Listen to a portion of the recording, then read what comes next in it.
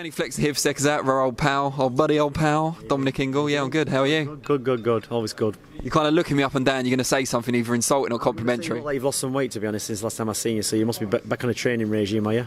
John Rawlings said the same thing. Spencer Fearon said the same thing. It is true, yeah. I got up early on purpose the other day and went for a run. First time I've ever done that, I think. Stick at it. I'm going to try. Consistency is the key. Now let's talk about you as much as people want to hear about me. Obviously recently... 1 minute, have you still got the flex pike? Yes, okay. But they're kind of in retreat at the moment. We're taking a Twitter break. We need to bump them numbers up then, Danny. I think we need to bump them up. All right, well, let's say as many controversial things as you like in that respect. So. But first of all, what I wanted to ask you, Billy Joe Saunders, obviously recently you guys split, I'm assuming amicably, but we'll talk about that in a minute. Following hot on the heels of Kell Brook leaving.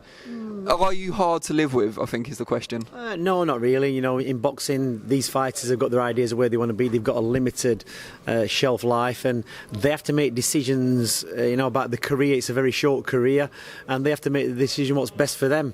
And, I'm a trainer. I train fighters. We had a good run, me and Billy. We had 2 good fights. I trained him for 9 months, 3 months before the Monroe fight. Then from Monroe to Lemieux, great performances.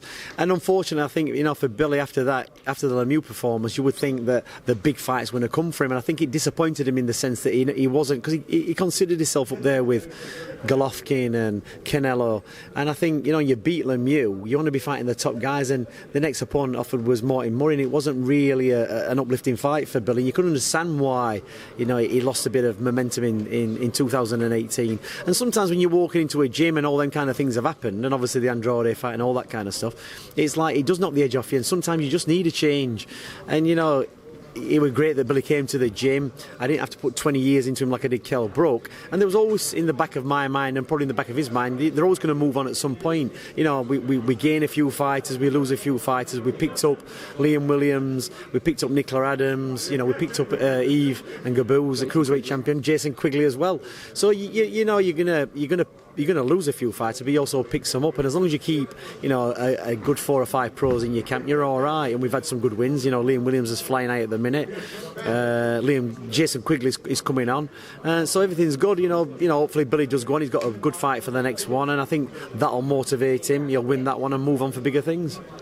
And you said, like when we talked off the record before, that it's a very different split, this one, from the Kell Brook one, primarily because you always thought with Saunders at the back of your mind that it wouldn't last forever.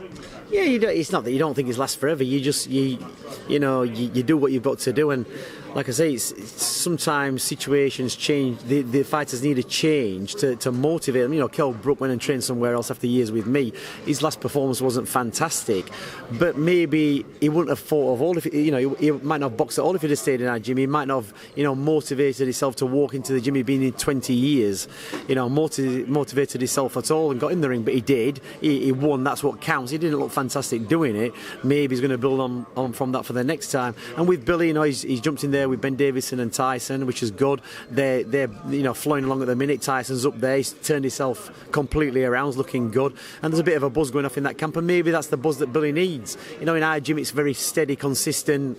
Billy's a character. So, it's hard work in our gym. We've got Kid Galahad coming for a big fight with Josh Warrington, and you can see where Billy's coming from. There's going to be a lot of attention on other fighters at the same time as him, and we've always been able to manage that.